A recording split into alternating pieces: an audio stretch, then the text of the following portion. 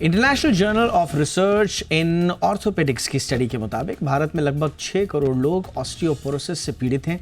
सबसे चौंकाने वाली बात यह है कि इसमें से लगभग 80% महिलाएं ऑस्टियोपोरोसिस का शिकार हैं।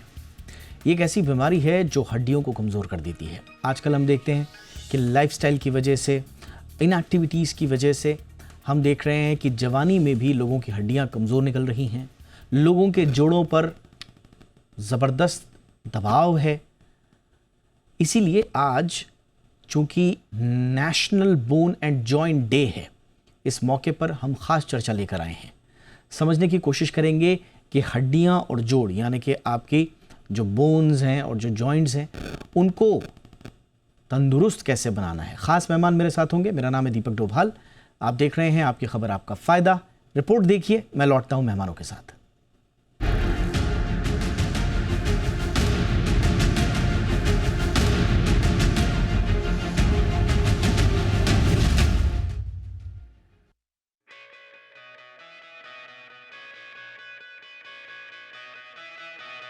बुढ़ापे में ऑस्टियोपोरोसिस बीमारी यानी हड्डियों की कमजोरी और जॉइंट पेन की समस्या आम बात है। अगर हड्डियां कमजोर हो जाएं तो चलना फिरना, काम करना और रोजमर्रा की जिंदगी जीना भी मुश्किल हो जाता है। ऐसे में समय रहते हड्डियों की सेहत पर ध्यान दिया जाए तो हड्डियों को फिर से मजबूत किया जा सकता है और बीमारी को बढ़ने से रोका जा सकता है।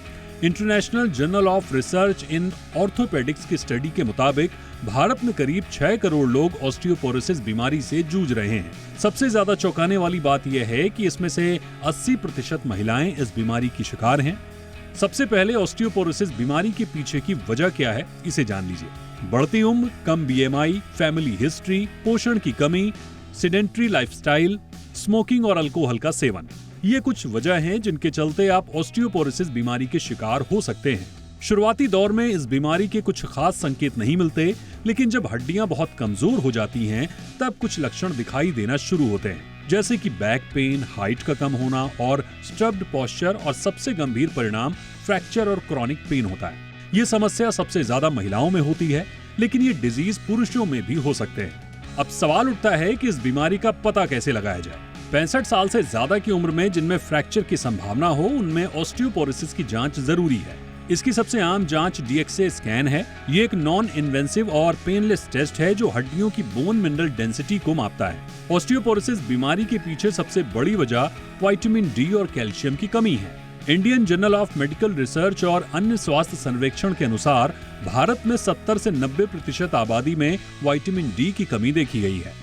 शहरी क्षेत्रों में यह आंकड़ा अक्सर 80% या अधिक हो सकता है, खासकर उन लोगों में जो कम धूप के संपर्क में आते हैं। ऑस्टियोपोरोसिस बीमारी से बचने के लिए कैल्शियम और विटामिन D और प्रोटीन से भरपूर डाइट लेनी चाहिए। साथ ही हेल्दी लाइफस्टाइल और एक्सरसाइज को अपनाएं और स्मोकिंग, अल्कोहल से दूरी बनाएं। रिसर्च में पाया गया है कि स्ट्रेंथ ट्रेनिंग और रेजिस्टेंस ट्रेनिंग हड्डियों के लिए सबसे फायदेमंद होती है, मगर ध्यान देने वाली बात यह भी है कि ज्यादा जोर देने वाली हाई इम्पैक्ट एक्सरसाइज से बचना चाहिए, नहीं तो ये हड्डियों पर गलत असर भी डाल सकती है। आज national bone and joint day है। ऐसे में हड्डियों के महत्व को जानना बेहद जरूरी है, क्योंकि हड्डियां हमारे शरीर का आधार होती हैं। ऐसे में हेल्दी रहने के लिए हड्डियों का मजबूत होना भी बहुत जरूरी है। ब्यूरो रिपोर्ट, जी मीडिया। खास मेहमान हमारे साथ जुड़ चुके हैं। स्वागत करते हैं डॉक्टर पलाश गुप्ता का, चेयरमैन है ऑर्थोपेडिक्स यथार्थ हॉस्पिटल के। बहुत बहुत स्वागत है डॉक्टर गुप्ता आपका हमारे शो पे। हमारे साथ हैं डॉक्टर सीमा ग्रोवर, सीनियर फिजियोथेरेपिस्ट हैं इंद्रप्रस्थ अपोलो हॉस्पिटल से। बहुत बहुत स्वागत है डॉक्टर ग्रोवर आपका मैम हमारे शो पे। और हमारे साथ हैं डॉक्टर रिद्धिमा खमेसरा, जानी मानी डाइटिशियन हैं। बहुत बहुत स्वागत है डॉक्टर रिद्धिमा आपका भी हमारे शो पे। डॉक्टर पलाश गुप्ता, चर्चा की शुरुआत आपसे ही कर रहे हैं। बोन हेल्थ हिंदुस्तान में इतनी बड़ी समस्या है सर कि यदा कदा जहाँ पर भी कैंप्स लगते हैं तो एक तो वहाँ पर सबसे ज़्यादा अगर कोई टेंशन उभर कर आती है तो वो हड्डियों से जुड़ी हुई आती है। और हम बहुत सारे रिपोर्ट्स पढ़ चुके हैं कि ख़ास तौर से भारत में जो शहरी आबादी है उसमें विटामिन D की भी कमी है, जो अगेन आपकी बोन से रिलेटेड है। तो हिंदुस्तान में बोन हेल्थ अवेयरनेस को लेकर कितनी जागरूकता आप देखते हैं और कितना जागरूक होने की ज़रूरत है? देखिए, बोन हेल्थ एक तरह से it has become epidemic now. Epidemic यानी बहुत बड़ी बीमारी हो गई है। आम तौर से लोगों की सोच ये है बस कैल्शियम विटामिन डी हमने खा लिया और हमारी बोन स्ट्रांग हो गई, हमें कुछ और करने की ज़रूरत नहीं। तो जो लोगों को समझना है केवल विटामिन डी खा के या केवल कैल्शियम खा के हमारी हड्डियां मजबूत नहीं हो रही हैं। हमें ये दो चीज़ें किस अनुपात में लेनी है, हमें ये जानना भी ज़रूरी है। इसके साथ ही साथ हमें अपनी रोज़ की दिनचर्या में कुछ चेंजेस करने पड़ते हैं, जैसे रोज़ चलना, हल्की हल्की एक्सरसाइज करना, खाने पीने में किन चीज़ों पर ध्यान देना है और क्या चीज़ें नहीं करनी है। जैसे जैसे ये पता होता रहेगा, मेरे ख्याल से bone health is going to get better and better. COVID के बाद से लोगों में बहुत अवेयरनेस आई है इस चीज़ों को लेके, मैं ये कहूँगा। अवेयरनेस आई है कोविड के बाद से, लेकिन अभी भी इसमें खासी जागरूकता की कमी हमें देखने को मिलती है। डॉक्टर सीमा ग्रोवर, हम आजकल देख रहे हैं मैम कि पहले जो हड्डियों की और जॉइंट्स की हालत हम लेटर एज ऑफ लाइफ में देखते थे 50, 55, 60 साल के बाद, आज वो 30 से 50 साल की आयु में भी हमें डीजेनरेटिव जॉइंट कंडीशंस देख रहे हैं। हम लगातार ये बढ़ती जा रही हैं, तो इसके पीछे क्या वजह है मैम? और मस्कुलोस्केलेटल डिसऑर्डर्स लगातार बढ़ रहे हैं, ऑस्टियोपोरोसिस का हमने जिक्र किया, ऑस्टियोआर्थराइटिस, और ये क्योंकि जीवन की क्वालिटी से जुड़े हुए हैं, ये सीधा सीधा आपकी क्वालिटी ख़राब कर देते हैं। इसलिए भारत में ऐसा क्या हो रहा है? अनदेखी हो रही है, लाइफस्टाइल लोगों का गड़बड़ा रहा है, बेसिक रीजंस आपको क्या समझ में आते हैं मैम? डॉक्टर सीमा ग्रोवर। डेफिनेटली लाइफस्टाइल एक बहुत बड़ा फैक्टर है, क्योंकि आजकल हम सब लोगों का लाइफस्टाइल बहुत सिडेंट्री है। सारे जॉब्स बैठकर बहुत समय तक, लंबे समय तक लोग बैठे रहते हैं।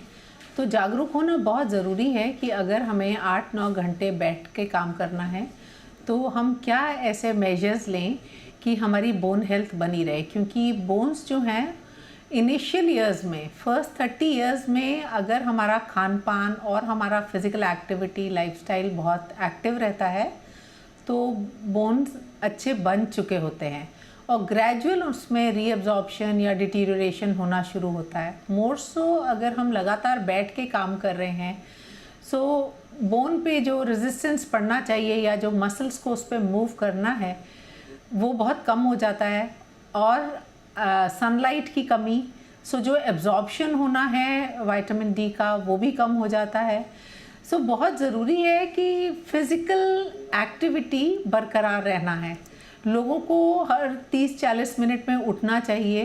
Rather than talking on phone, आप अपने डेस्क से दूसरे डेस्क पे जाएं, सीढ़ियाँ चढ़े उतरे और थोड़ी सी एक्सरसाइजेज, जिसमें आजकल तो बहुत ओपन जिम्स भी हैं, अगर उसमें भी हम थोड़ी एक्सरसाइज, रेजिस्टिव एक्सरसाइज करते हैं तो बहुत इम्पैक्टफुल है। लोग जागरूक हैं लेकिन शायद थोड़ा अभी और होना बाकी है। दूसरी चीज़ है, हमारे कंट्रोल्ड एनवायरनमेंट्स होते हैं तो प्यास नहीं लगती है, हाइड्रेशन कम है तो न्यूट्रिएंट एब्जॉर्प्शन कम है, और कुछ खान पान, मतलब हमारा कैल्शियम, मैग्नीशियम जो ये सब है, इस सब को भी हमारा इनटेक हमारा प्रॉपर होना चाहिए।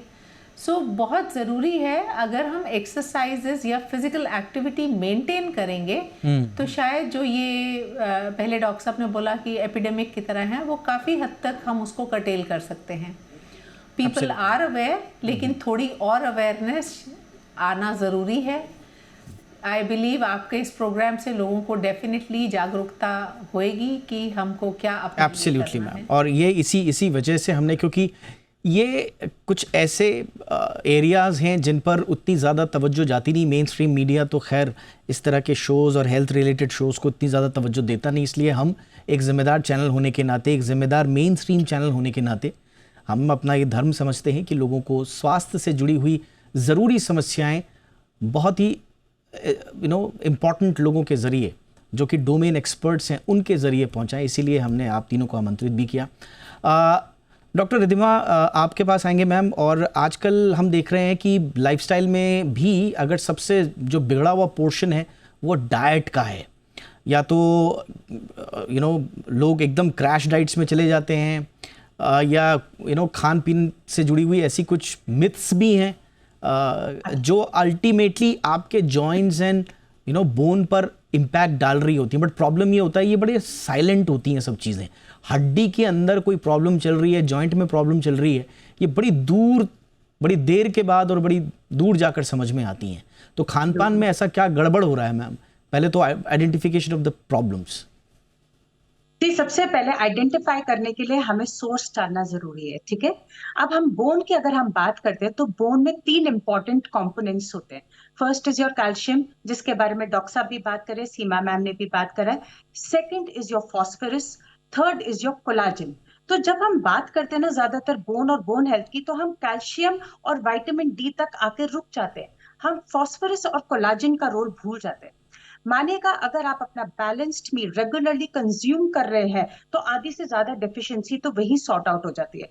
बट क्या हुआ, because of Covid work from home का कल्चर शुरू हो गया, सेडेंट्री लाइफस्टाइल हो गया, प्लस थोड़ा सा हमारा main street media, OTT media इतने बढ़ गए कि हमारा रिलैक्सेशन टाइम और एक्टिविटी टाइम दिन बर दिन डिक्रीज करता चला गया, जिसके कारण हमारा एक हनी कोम स्ट्रक्चर होता है बोन्स में। अगर हम उसको रेगुलर स्ट्रेंथ डालते हैं, उसके ऊपर प्रेशर डालते हैं, तो वो उतना ही एजाइल होता है और उतना ही स्ट्रेंथ करता है। तो जब हम डाइट की बात करते हैं ना कहीं हम बाकी कंपोनेंट्स को भूल जाते हैं और सिर्फ कैल्शियम और विटामिन डी के ऊपर फोकस करते हैं।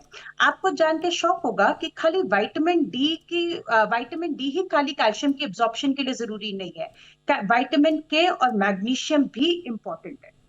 विटामिन के इसलिए इंपॉर्टेंट है ताकि वो कैल्शियम को आपके बोन्स की तरफ डायरेक्ट करे, हार्ट की तरफ ना लेके जाए, क्योंकि अगर कैल्शियम हार्ट में डिपॉजिट होना शुरू हो जाता है, we can face a lot of cardiovascular issues. Vitamin D का रोल तो हम सबको पता ही है। मैग्नीशियम भी इसीलिए इंपॉर्टेंट है ताकि वो उसकी अब्जॉर्प्शन और आपके बोन्स तक मूव कर सके। So again there are lot of factors which are coming into play. But अगर आप न्यूट्रिशन की मोटा मोटी बात करते हैं, when you talk about vitamin D, calcium, phosphorus, collagen, vitamin K and vitamin A, इन सब का बहुत इंपॉर्टेंट रोल होता है। आई नो ये बड़े बड़े नाम है, एक बार थोड़ा सरप्राइज रहता है, but thumb rule is your balance मील।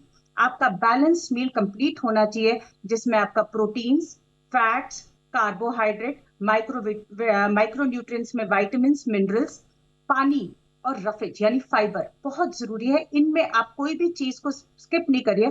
और क्रैश डाइट के नाम पे जैसे कीटो डाइट्स होगी या बहुत लंबे पीरियड तक फास्टिंग डाइट्स होती हैं, उनको एक्चुअली किसी भी फैट डाइट्स को इनकरेज नहीं करिए। ये over a period of time आपकी नॉर्मल हेल्थ को ही नहीं, आपकी बोन हेल्थ को भी बहुत इम्पैक्ट करती है। एब्सोल्युटली। और अगर आपकी बोन हेल्थ प्रभावित हो रही है, वो भी यंग एज में, तो आप समझिए कितनी खूबसूरत दुनिया की कौन कौन सी चीज़ों को आप मिस कर जाएंगे। लोग बोलते भी हैं कि कमाने में पूरा जीवन लगा दिया और जब कमाई हो गई, पैसा आ गया हाथ में, तो शरीर साथ नहीं दे रहा कि दुनिया घूम लें, थोड़ा सा एंजॉय कर लें, इस धरती को हम थोड़ा सा देख लें। ये बड़ी विडंबना है। डॉक्टर गुप्ता सर, अब आपके पास आऊँगा सर मैं, और ख़ास तौर से हड्डियों और जॉइंट से जुड़ी हुई वो चीज़ें जो हम इग्नोर करते हैं। मैंने बहुत सारे यंगस्टर्स को देखा है, पेन की शिकायत हो रही है, बट नहीं हम तो अभी ठीक है, मस्कुलर पेन होगा, रात में ऐसे सो गया था, वैसे सो गया होगा, बताएंगे नहीं। अगर वो क्रोनिक भी हो जाए, लंबा भी है, फिर भी नहीं बताएंगे। तरह तरह के उपाय खुद से करते होते हैं। तो कोई संकेत आपकी बॉडी देता है सर कि आपके बोन्स में प्रॉब्लम है, जॉइंट्स में प्रॉब्लम हो सकती है, उसको एड्रेस करना है? You are very right, because हम लोग जो प्रैक्टिस में देख रहे हैं, इनिशियली हमारे पास जो पेशेंट्स थे वो 40-50 ईयर्स के बाद के ज़्यादा हुआ करते थे। बट जैसा आपने कहा, रिसेंटली हमारे पेशेंट क्लाइंटेल्स में यंग एजुकेशन या यंग लोगों का रोल बहुत बड़ा हो गया। The reason can be sedentary lifestyle है उनका, उनकी जॉब प्रोफाइल्स ऐसी है कि वो पूरे दिन ऑफिस में बंद रहते हैं, चलना फिरना इनकी लाइफ में ज़्यादा है नहीं। We use lifts and cars, we don't walk and we don't do exercises. Coming to your question again, कि ऐसी क्या चीज़ें हैं जिस पर उनको ध्यान देना चाहिए। अगर उनको ऐसा लगता है कि कुछ देर चलने के बाद they need to rest, and when I say कुछ देर, I have seen patients के 10, 15, 20 मिनट चलने के बाद ही उनको आराम की ज़रूरत पड़ने लगती है कि they need rest। अगर उनको पेन किलर कोई भी हफ्ते में 2 बार बिना प्रिस्क्रिप्शन के लेना पड़ रहा है, that is a emergency sign. अगर उनको रात में नींद में तकलीफ़ हो रही है और वो ठीक से नहीं सो पा रहे हैं because of the pain in the body, that again is a emergency sign कि they should consult a doctor. खाने पीने में हमें बाहर की चीज़ों के लिए खाना कभी कभी चीट डे चलता है, पर usually we should have home cooked meal you should walk daily. There are an number of exercises जो आपको आपके फिजियोथेरेपिस्ट या आपके ऑर्थोपेडिशियन समझा सकते हैं, जो आप एट वर्क कर सकते हैं, even sitting on your chair, which will help in the joint health and joint life. अगर आपका काम ऐसा है कि आपको ऑफिस में ज़्यादा रहना है, बैठना ज़्यादा है, तो make it a point that after every 40 days 40 minutes you stand and you walk and you do 5 or 7 minutes of stretching exercises.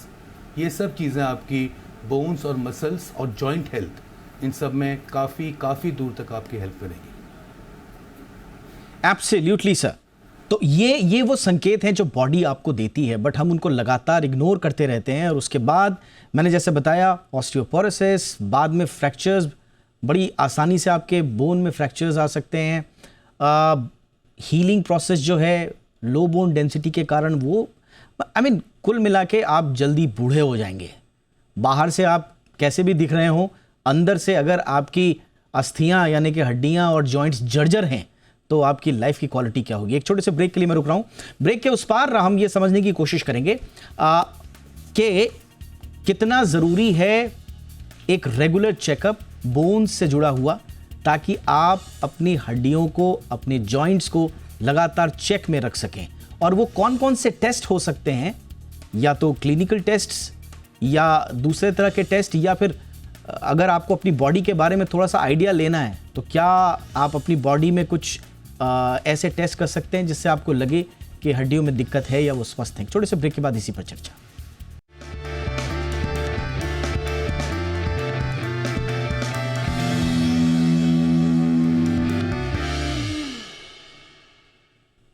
Break के बाद आपका स्वागत है. तो आज हम बात कर रहे हैं आपकी हड्डियों की और आपके जॉइंट्स की, क्योंकि आज है बोन एंड जॉइंट्स डे और इस मौके पर आज हम आपकी सेहत की तरफ आपका ध्यान दिला रहे हैं ख़ास मेहमानों के साथ. डॉक्टर सीमा ग्रोवर मैम, आपके पास आऊँगा. और आजकल जो सबसे इम्पॉर्टेंट चीज़ जो बार बार कही जाती है वो ये कि आपकी बॉडी में मोबिलिटी अगर नहीं है, लचीलापन अगर नहीं है, तो आप कुछ ना कुछ गंभीर समस्या से जूझ रहे हैं. और इस बेसिस पे बहुत सारे जिम, योगा इंस्ट्रक्टर्स या दूसरे भी जो जुम्बा वगैरह सब आते हैं, उनका एक पूरा का पूरा एक बिजनेस भी चलता है.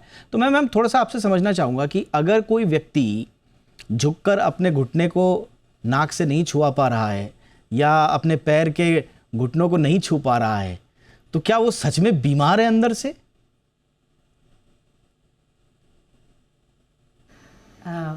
इसमें यह है कि फ्लेक्सिबिलिटी जिसे हम बोलते हैं. हाँ जी. तो जैसे बात हुई कोलेजन की या फ्लेक्सिबिलिटी की, तो जो लोग सेडेंट्री लाइफस्टाइल में होते हैं या जैसे आजकल हम डेस्क जॉब पे हैं बहुत सब लोग, तो हम इतना अपनी मसल्स को मूव नहीं करते हैं प्रॉपरली. तो जो एक प्रॉपर अर्गोनॉमिक्स या जो पॉस्चर चाहिए उसमें भी हम कई बार नहीं बैठ पाते हैं. तो रहते हुए और हाइड्रेट भी प्रॉपर नहीं करते हैं, तो धीरे धीरे हमारी मसल्स, उनके ऊपर का फैशिया, लिगामेंट्स, वो सब थोड़े टाइट होने लगते हैं, शॉर्टन होने लगते हैं. तो जो आपने कहा कि नाक नहीं छू पाते हैं घुटने पर या हाथ से पैर नहीं छू पाते हैं, तो हाँ, ये जो पीछे का फैशिया है, पीछे की मांसपेशियाँ और उसके ऊपर का जो झिल्ली है, वो अगर टाइट है, विच इज़ हाइड्रा स्ट्रक्चर, तो अगर हम हाइड्रेट भी प्रॉपर नहीं करते हैं, पानी बराबर नहीं पीते हैं, तो वो सब टाइट हो सकता है. लगातार एक ही पोजीशन में बैठे रहने से टाइट हो सकता है. तो फ्लेक्सिबिलिटी कम है तो चांसेस ऑफ इंजरी ज़्यादा है, मोबिलिटी भी कम है. और जैसे आप बोल रहे थे पहले कि आजकल बहुत कैसे पता चले कि हमको ये तकलीफ़ हो रहा है, जिनको अगर क्रैम्प्स आ रहे हैं या क्रेपिटस, कड़कड़ाहट हुए जब जोड़ सीधा करे कोई भी जॉइंट, या so many people are used to cracking their neck and other joints. Yes ma'am. Yes ma'am, आपने बहुत इंपॉर्टेंट, बड़ा कॉमन पॉइंट लेकिन बहुत इंपॉर्टेंट पॉइंट उठा दिया. थोड़ी सी मैं तवज्जो आपकी चाहूँगा. ये जो लोगों की आदत होती है अपनी उंगलियां चटकाने की या पटकाने की, एंड ऊपर नीचे बैठ रहे हैं तो हड्डियों से वो चटकने की आवाज़ आती है. कई लोग उसको एंजॉय भी करते हैं और उसको लगातार करते भी रहते हैं. तो क्या ये कोई साइन है, या इनके बार बार चटकाने से, कई लोग गर्दन को झटका दे के चटकाते हैं, इज़ इट फाइन मैम कि वहाँ से आवाज़ें आ रही हैं, और इस पर कोई लॉन्ग टर्म में कोई इम्पैक्ट पड़ता है क्या? Definitely when it is on the spine, neck पे है या किसी जॉइंट में है, तो डेफिनेटली कहीं ना कहीं फेसेटल मोबिलिटी कम हो रही है। मतलब फेसेट्स होते हैं जो वर्टिब्रा के ऊपर वर्टिब्रा को रोकने वाली हड्डियां हैं, तो जब वो इम्प्रॉपर या इम्बैलेंस होंगी तो कहीं ना कहीं फेसेटल लॉकिंग होएगा और उससे पेन आएगा। और सो मेनी टाइम्स अगर उसको प्रॉपरली ऑस्टियोपैथी या फिजियोथेरेपी से उसको मैनिपुलेट किया जाए तो ठीक भी हो जाता है, लेकिन जो लोग अपने आप करते हैं that can be detrimental to. लेकिन आप जो बोल रहे हैं कि इससे फ़ायदा या नुकसान क्या, it is not right, one should not do it on their own. But ये हो इसलिए रहा है, कहीं ना कहीं हमारी जो मांसपेशियां हैं वो उस जॉइंट को रखने में उतना सशक्त नहीं है क्योंकि फिजिकल एक्टिविटी कम है। सो जो मसल की जो अपनी स्ट्रेंथ है या फ्लेक्सिबिलिटी और उसकी अपनी एक टेंसिलिटी है वो सब कम हो रहा है, tensegrity. So that is the reason कि खुद नहीं चटकाना है, लेकिन चटक रहा है तो definitely one should be alarmed. और हम अपनी फिजिकल एक्टिविटी बढ़ाएं, अपनी रेजिस्टिव एक्सरसाइजेज बढ़ाएं, स्ट्रेंथ ट्रेनिंग करें जी, जिससे कम से कम हमारी मसल्स जो हैं वो जॉइंट को रख पाएं सही तरीके से। मैम। तो ये और इसी के साथ automatically कम हो मैम जाएगा। ये आपने बहुत- इम्पॉर्टेंट बात बताई। इसी के साथ में डॉक्टर गुप्ता आपके पास आ रहा हूँ सर। आजकल हम देख रहे हैं सर कि वो बड़ी ना वो रील्स वगैरह भी वायरल हो रही हैं। बड़े बड़े स्टार्स जो हैं वो कुछ एक ख़ास लोग होते हैं जो जो आपकी पूरी की पूरी स्पाइन को चटका के, आई डोंट नो उस थेरेपी को कुछ बोलते हैं, मैं नाम नहीं ले पा रहा हूँ उसका, अभी मुझे याद नहीं आ रहा है, बट उसमें बड़ी आवाज़ भी आती है एंड वो देखिए, माइक भी रखते हैं वो पास में, एंड देन वो उसके बाद पूछते हैं कि अब आप कैसे, तो कहते हैं कि साहब मेरा 25 साल पुराना दर्द दूर हो गया, 30 साल पुराना मेरा पेन ठीक हो गया। ये सब ठीक है सर? नहीं सर, ओपन प्लेटफॉर्म पे आप मुझसे वो पूछ रहे हैं जो मैं उस थेरेपी का या इस साइंस का नाम नहीं ले पाऊंगा, जी, but it is not to be done. ये कोई प्रूवन साइंस नहीं है। मेरा ये मानना है कि ये इंस्टा रील पे गलत तरीके से फेम पाने के उनके तरीके हैं। ये जो भी तरीका है किसी भी साइंस में कहीं भी लॉजिकल नहीं है। इस तरह की चीज़ें जो लास्ट टाइम भी मैं कहना चाह रहा था कि कोई भी मरीज़ अगर कोई भी एक्सरसाइज या थेरेपी या दवाइयाँ ही ले रहा है फॉर्मेटिव, ये एक सबसे मैं रिक्वेस्ट करूँगा, प्लीज़ बिना डॉक्टर से कंसल्ट किए मेडिसिन मत लीजिए। जैसे हर कार का एवरेज अलग होता है, ऐसे हर बॉडी का calcium, vitamin D, phosphorus requirement भी अलग अलग होता है। तो they should get their test done first. पहले टेस्ट कराइए, फिर क्या कमी है जो आपकी एज, आपके सेक्स, आपकी उम्र और आपकी ज़रूरत के हिसाब से आपके डॉक्टर आपको लिख के देंगे। आपको जॉइंट्स के लिए कौन से एक्सरसाइज करनी है वो आपके फिजियोथेरेपिस्ट आपके लाइफस्टाइल के हिसाब से आपको समझाएंगे।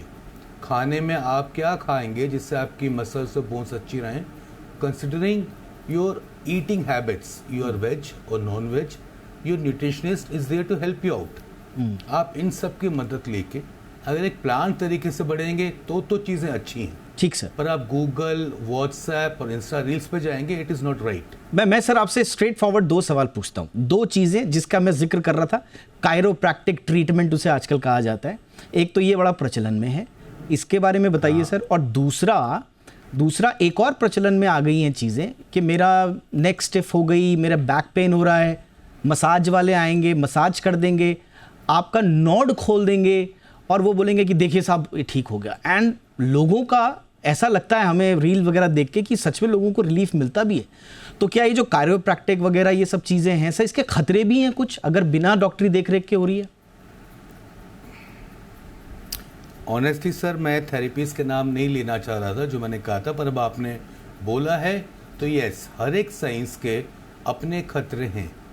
अनलेस एंड अनटिल कोई क्वालिफाइड आदमी जिसको इसके बारे में वाकई पता है उससे आप कराएं massage therapy, it is something good. कि आपका जो मस्कुलर पेन है जो सालों से होता आया है कि मसल में यहाँ दर्द है, ऑयल लगा के, ट्यूब लगा के हल्की मालिश कर ली, इट इज़ बेनिफिशियल। कायरोप्रैक्टर में छोटी छोटी चीज़ें हैं जिससे हमें हेल्प मिल सकती है, इट इज़ बेनिफिशियल। बट ये कोई भी चीज़ बिना सुपरविजन के नहीं होनी चाहिए। You have to understand sir कि these are not evidence based science. बाकी जो साइंस है उसका एविडेंस बेस्ड है, कोई लॉजिक है कि ये इसलिए किया जा रहा है। जी जी, these are the differences. Thank you doctor. मुझे लगता है कि आपने जो कहा वो एक आम आदमी को समझने के लिए काफ़ी है कि बिल्कुल आंख बंद करके आप इस तरह की थेरेपीज़ पे भरोसा ना करें, ख़ास तौर से कोई ट्रेंड व्यक्ति प्रोफेशनल नहीं है तो ये हिदायत ज़रूर याद रखिएगा। डॉक्टर रिद्धिमा, आखिर में आपके पास आऊँगा मैम, और डाइट में हम कैसे अपने जॉइंट्स का आज ही ख्याल रख सकते हैं, ख़ास तौर से उन लोगों के लिए मैं कहूँगा जो लोग नॉन वेजिटेरियन नहीं खाते, क्योंकि कहा यह जाता है कि साहब नॉन वेज नहीं खाते हैं तो बहुत सारी चीज़ों की डेफिशिएंसी भी हो जाती है। तो डाइट कैसे प्लानिंग करें फोकस में रख के आपकी बोन और जॉइंट्स को? ठीक है, अगर आप अपनी डाइट की बात करते हैं खास करके बोन हेल्थ को लेके, तो कुछ चीजों का ध्यान रखना बहुत जरूरी है। आपके कैल्शियम के सोर्सेज जो हैं वो आपको प्लांट बेस्ड प्रोटीन से भी मिलते हैं, जैसे सोया हो गया, डेयरी तो अपन सबको पता ही है, आपके लेग्यूम्स राजमा छोले वगैरह ग्राम्स ये भी आ जाता है। उसके अलावा सिसेम मतलब तिल जिसको हम बोलते हैं वो भी बहुत हेल्प करता है। एक हमारा आता है मिलेट से, जो पीएम मोदी साहब भी रेगुलरली आपको प्रमोट कर रहे हैं, मिलेट्स में ragi. Ragi is rich in calcium, आप उसको भी यूज कर सकते हैं। Now when you come up to phosphorus, dairy हमें पता ही है, लेग्यूम्स ग्राम्स तो है ही है, पर उसके अलावा मूंग मोठ जो ज्यादातर मतलब अगर आप इंडियन हाउस होल्ड में लेंगे रादर हर शाम को कुछ दालों से रिलेटेड बनता है, तो मूंग मोठ एक बहुत अच्छा ऑप्शन है। जी, तिल के सीड्स, सनफ्लावर सीड्स सुबह खाली पेट लेने से आपको बहुत आराम मिलता है। जी। और अगर हम कोलाजिन की बात करेंगे तो हमें सिट्रिक फ्रूट्स, बेरीज, लेमन मतलब नींबू जैसी चीजें, लहसुन में सल्फर होता है जो कोलाजिन की प्रोडक्शन में हेल्प करता है। क्या क्योंकि आप वेजिटेरियंस है तो मैं इसी पे फोकस कर रही हूँ, I am not going on egg white या इन प्रोटीन्स पे। और ये मैम ने जो बताया ये सब आसानी से आपके किचन में ही ये सारी चीज़ें मिल जाएंगी, तो आप कह सकते हैं कि सुपर फूड आपके किचन में ही है।